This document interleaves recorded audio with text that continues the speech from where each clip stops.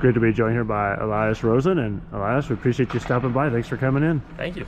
Hey, we're out here on the rink. You just finished up another home weekend. Is it weird to think that we're already rolling into February? You guys have got a couple of months left here. Has it been fast for your senior season so far? Yeah, more than everyone says it goes really fast in 4 years, and especially the senior year, and it's been going like a flash now. I thought yesterday we started in October, but now it's going into the last couple of weekends here, going into playoff, and it's been a really fun year so far, and just hope we can do something about it now, get a championship. I know this is it too, to be right there in the mix. This is a very cluttered up top of the conference. There's about 4 or 5 teams fighting for it. How nice is it to know going into these last 4 or 5 series you're right there? Yeah, it's really good to know because we know that we have it in our hands as well. Like we're playing Mankato, we're playing Tech, we're playing the big teams when the last couple of weekends. So if we can just play our good game, get a couple points this weekend, especially in Lake State, get a good couple away weekends, and then go into Mankato at home here last weekend, we could probably go in there winning championship here. We're out here on the rink. What is it like playing in the Sanford Center? It seems just like it's such a great place to play, for hockey. How do you like playing here as your home rink? It's perfect. I love the fans. I love the building. It's a really cool building, a really new one as well. So I was fortunate to come here, and it's a really special crowd here, and the fan base is so good here in Bemidji, so really perfect. For you, coming from Sweden, let's kind of talk about your transition coming from Sweden over to the United States and how that kind of went for you when you first came over here.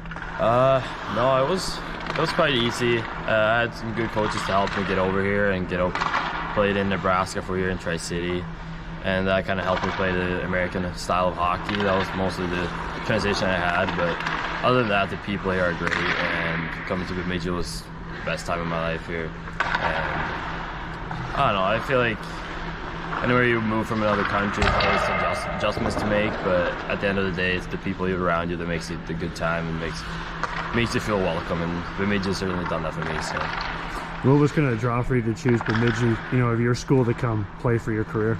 Yeah, I had at the time Eddie Olczyk, before he moved on to Seattle here. He contacted me, and I get to talk to him, Travis, and Tom, and they really sold me into the program. And Bemidji was such a great when I went to visit here, and after my senior season back home. So I kind of fell in love with it right away. I love the small town vibe. I love the program, what they had in thought for my career, and what they had thought for the program, and that's played out really well. They kind of sold me exactly what I wanted here, so it worked out perfectly how I wanted it to. So.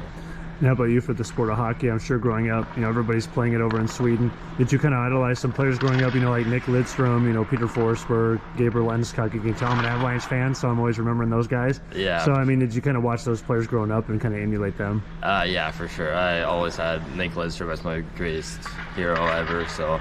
And I was fortunate enough to get to practice with him a couple times in my high school team, and he was out coaching a couple times, and it was the best time of my life. But other than that, I grew up in a small town that had the biggest player growing up was Philip Forsberg. He was a couple years older than me, so we get to see him going through all the junior years, just a couple years above me, and get to see him. My dad coached him, and it was just cool to hang around those guys and see how you can develop to him become an NHL player like he is today. So.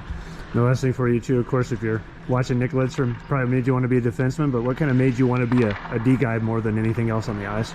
I think I always had a mind for defense more. My parents always said that at games I always stay behind, and when the play was in the offensive zone, I was always at the red line just defending more. And I don't know, I think I like seeing the play more. I don't like being behind the play. I like to have everything in front of me and being to read off of that, and it's helping me make good plays. I'm passer first guy, so it helps me see the ice, helps me see who's open, and maybe I don't like to skate that much, so I don't want to be on the forecheck, but it's really good being a defenseman. It helps out being the guy who the team relies on, and I like that. So. All right, Elias, we really appreciate you stopping by. Of course, best luck rest of the season. We look forward to catching up with you again here soon. Thank you so much for having me. Thank you.